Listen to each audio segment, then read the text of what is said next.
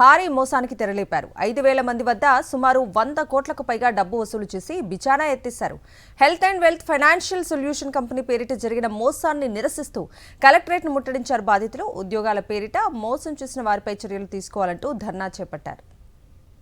Software ఉద్యోగాల పేరుతో తమని మోసం చేసి బోర్డు తిప్పేశారంటూ బాధితులు నంద్యాల కలెక్టరేట్ వద్ద ఆందోళన చేపట్టారు. అప్పులు చేసి బంగారు నగలను తాకట్టు పెట్టి ఆస్తులు తాకట్టు పెట్టి డబ్బులు తెచ్చి లక్షల రూపాయలు ఇస్తే తమని నిట్ట నిలువునా ముంచారంటూ బాధితులు వాపోయారు.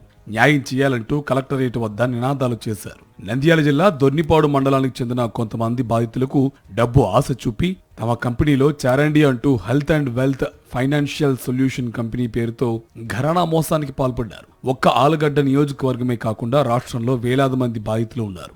వీరంతా తమకు న్యాయం చేయాలని కోరుతున్నారు. ఏం పని చేయాల్సిన అవసరం లేదు.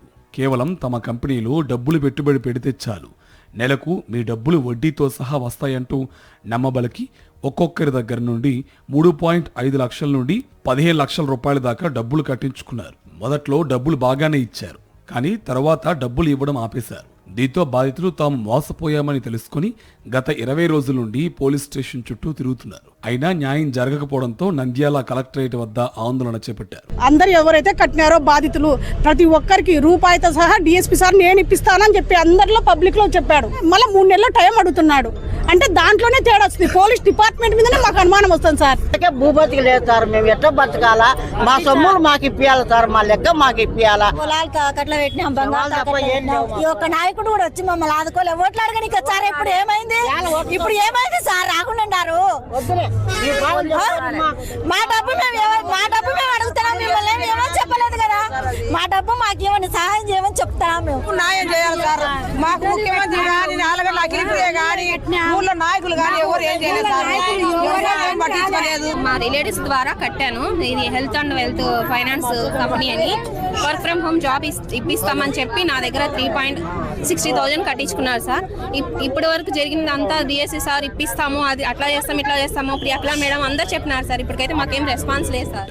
ఈ ఘరానా మోసానికి ప్రభుత్వ నిర్లక్ష్యమే కారణమంటూ ప్రజా సంఘాలు మండిపడుతున్నాయి. నిరుద్యోగ సమస్య తీవ్రంగా ఉన్నా చంద్రబాబు ఏమాత్రం పట్టించుకోకుండా ఉండడంతో ఇటువంటి మోసాలు జరుగుతున్నాయంటూ వామపక్ష నేతలు మండిపడుతున్నారు.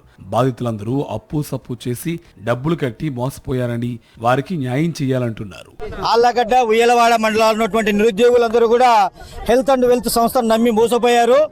రాష్ట్ర ప్రభుత్వం చదువుకున్న వాళ్ళందరికీ సరైన టైంలో ఉద్యోగ ఉపాధి అవకాశాలు కల్పించకపోవడం వల్లనే ఈరోజు వీళ్ళందరూ కూడా మధ్య దళాలను ఆశించారు.